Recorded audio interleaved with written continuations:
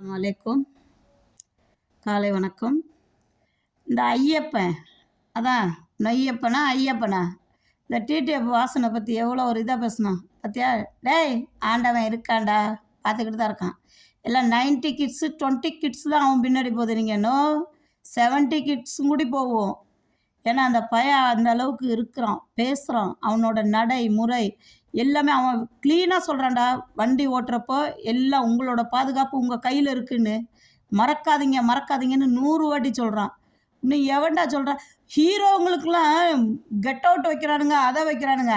அவனுங்கெல்லாம் ஒன்றும் பிடுங்க முடியாது. அவனுங்க என்னத்தை பண்ணலையும் பாவம்.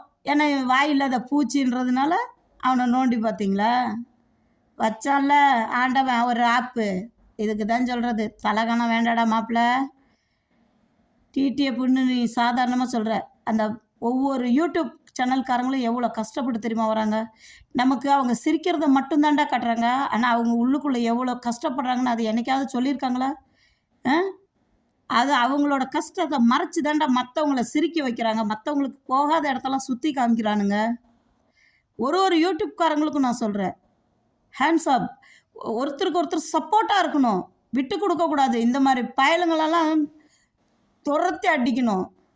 நாளைக்கு இவன் பொண்டாட்டி பிள்ளைங்களே இது பேசுவான். அடுத்த வீட்டு பையனை இவன் பேரன் பேசுகிறவன் நாளைக்கு அவன் பொண்டாட்டி பிள்ளைங்களுக்கும் பேரன்